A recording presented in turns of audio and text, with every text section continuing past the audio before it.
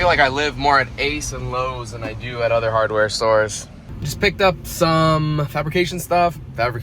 I'm just gonna be drilling and mounting a few things later this afternoon. But right now we are headed south about 30 minutes because we're meeting up with Alfonso. He's getting his Evo tuned. So it's been a long time coming that he's been wanting to buy an Evo. Last couple weeks he bought one, and we got some head package stuff for it. So he's pretty psyched for that. It should make some decent power. It doesn't have anything done to the bottom end. It's still a stock bottom end, but built head. And the turbocharger, I believe, is a little bit bigger. So we're meeting up with him right now in Orlando, and I haven't been to this dyno, I don't think so, but it's gonna be exciting. Man, right now it's like 93 degrees outside. It's not anything crazy, but the heat is definitely there. And for those of you who don't live in Central Florida or the area close to this section where it's a lot of heat and a lot of humidity without a lot of wind, you might not think that it's a lot. Last week we were in Kansas and Colorado for work. There was a couple events up there, and Brett was racing in this little town called Pueblo, just like basically an 8th mile race. And when we pulled in, it was 105 degrees, like literally on the dial it said 105, and it didn't feel that bad. There was a nice breeze. You could definitely feel the heat on you, but it wasn't like that humidity heat that we have in Florida. For reference, a couple weeks before that, here in Florida, it was 103 or 104, and I felt like I was gonna die. It was pretty bad. But it's cool right now. It's 93. It's not too bad. It's not too good, and we're kind of just kicking along for the day. And yeah, hopefully the fall comes soon. Get back to like boost weather and winter and whatnot. Just this heat, like with the humidity, is pretty crazy. There he is. The white Evo's his. So I guess there's another Evo here. Apparently there's a dyno in this place. I've never seen this area before. It's right in downtown Orlando, and you know, apparently that's what it is. Hey, how you feeling? It's cool. The car's needs a little body work, but it's got a full BC head package. That's springs, cams, retainers, obviously, the GSE zero tick spring things, I forget what it's called, valves from BC as well, boost lab modded turbo, aftermarket turbo manifold. It's got a lot of goodies in it. So we're here at Performance Destination, and it's gonna get some tuning done. Already sounds really good. So we're about to go on the dyno. There was a little stuff on there, and that hose is kind of hanging up for his life. Gotta check this stuff, dog. Come on. Yeah. That's been leaking for 14 years. That thing's begging for life. Shout out to Desmond for getting this clip of me. Of course I gotta work on something no matter where I am. All right, an hour later, we're good to go now. Should be good now.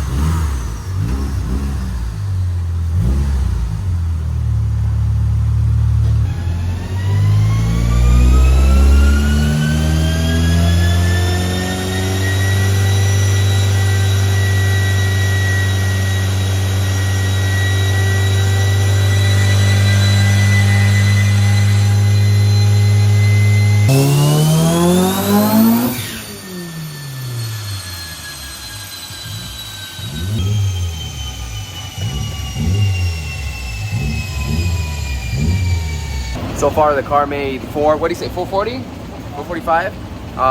And the wastegate's not opening, so the car's been sitting. It was built by somebody else, and now it has some other stuff that they added recently, so it's possible that the wastegate seized. It's possible that the boost solenoid is just already activated, so, but it's doing good. Almost 450 horsepower off of this thing.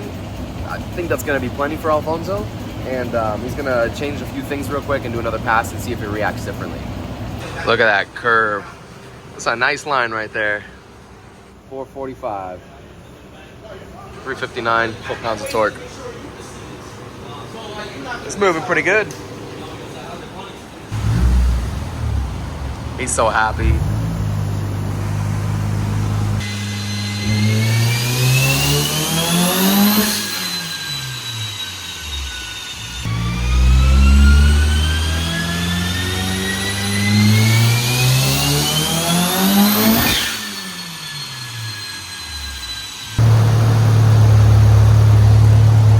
You gotta go over your car next time. We did, trust me. We did. You know how much we fixed it? TPS came off.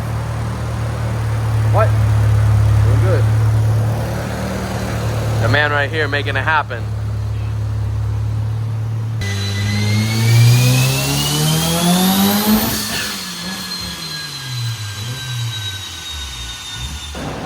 Check this. Check that same shit. It was flat. It wouldn't. If the dick crank or wall crank, it would have changed. Map sensor broke again. So basically the manifold that he has doesn't have a provision for the map sensor that he's running. So they had it zip tied kind of off to the side right there. And it already killed one map sensor prior to the dyno appointment while Alfonso was driving it around. And it just killed another one. So it made 445 on 30 pounds, boost creeping. And with the boost controller taken off and everything, it's just getting up there with no real control. So it's possible that the wastegate rod is seized or it's just too much tension in there. So it's set at boost cut right now at 30.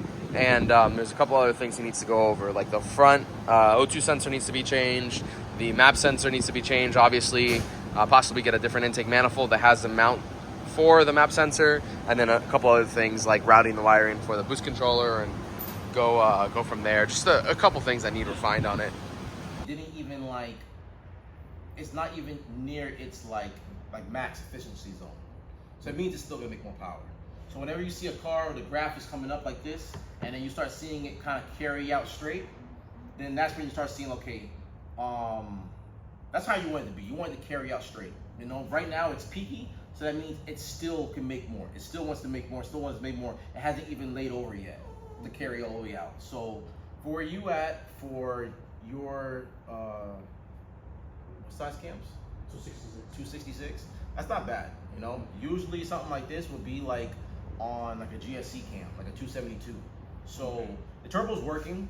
I don't really see signs of boost leak, and you could definitely see if you can see signs of boost leak and whatnot just by flooring it, just by seeing how the boost curve is, by seeing how the vacuum gauge is, the boost gauge. You can definitely see that. So it might be okay there, but you definitely want to still double check that though. The torque is good too. Same thing. The horsepower is gonna mimic also sometimes how the torque carries over too. The first pull, when you was gone, that's when we made this first pull. Okay. Well, the rest of them I waited for you, so I just say you can see it. So this first pull, when you was like, if I could be somewhere in the mid fours, that's exactly what it did the first pull. Okay. Mid fours, and I was like, no, I told them, I was like, yo, I think that thing is something going on with the wastegate. I'm like, it made too much boost there. So like, when I saw the gauge like this and get buried, because your gauge only goes to 30 pounds. Okay. So if it touched 30. I don't know if it went above that or if it went right to 30. I don't know if it went above it or whatever like that. So, so you definitely maybe want to get a bigger boost gauge just in case one day if it does overshoot, you can see that or whatever like that. Maybe like a digital one. But then when we took the boost controller off and made another hit, it dropped. So I can definitely saw like it is somewhat making a difference with the connected. But the thing is, it doesn't matter which way you put it. Like when we flip it back the other way, power went right back up in there again. So like. You want to make sure that the rod is not too tight, because sometimes you'll come in, like a car will come in, they'll come to you with an aftermarket turbo, and if I make a pull, and oh bro, like you only made 9 pounds on stock turbo or baby turbo. As soon as I saw that, I know like yo, your preload's not right, because stock boost on these things is like 14 pounds. So it should at least make 14, 13 at the minimum, sometimes 16. So yours buried the gauge with no boost controller connected. It buried the gauge. So like that's how I knew you have too much tension, or like I said, the wastegate flapper is not regulating the boost. Because if the flapper opens up, then the car won't make boost. If the flapper opened up, it would never peak like this. It would have started like curving, like this white line. It would have started curving over and going straight down. But the flapper didn't pick up. So like if I didn't have the boost cut set in there, it would have went like this. And it would have just took off, went higher. It would have made more power if the cut wasn't in there. Because I remember that we made a pass and you heard it go, and it cut because it hit that. So like what you see here, that was on the cut. So like we need to make another run with the boost turned down. You know, start off in the lower 300s and mid 300s, and then gradually give it boost as I can start being in control. You already saw the things you got to fix. Overall, not only to make power, because it's not about making power, it's also about making sure this car drives like it's stock. Exactly. No matter how much build, like the one out there, 700, no matter if I tune one for 800, that shit still gotta feel like and drive like a stock car. Like idle stock, fire up, cold start, AC on and off, everything. Drivability has to feel stock. That's how I will operate. So, you know, go over this car, fix your little bug, fix whatever little bugs you have, and I think this is a great starting base for you. And then you know what you have to work on, which is simple stuff. I'll be honest with you. No, yeah, and to be honest, when we came here, I said we know it will come with problems. Yeah. I said I just wanted, you know, put it all together and see exactly what was the problem.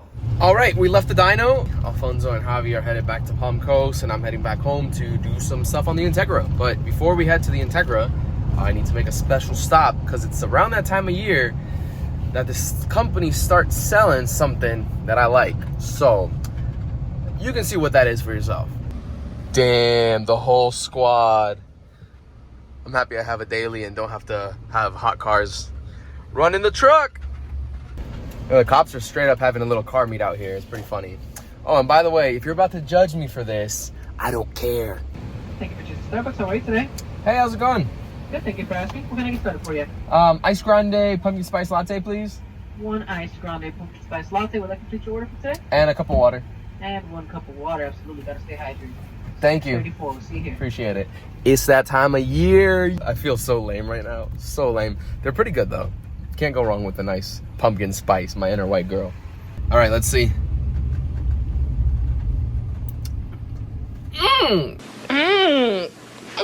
So good. Delicious.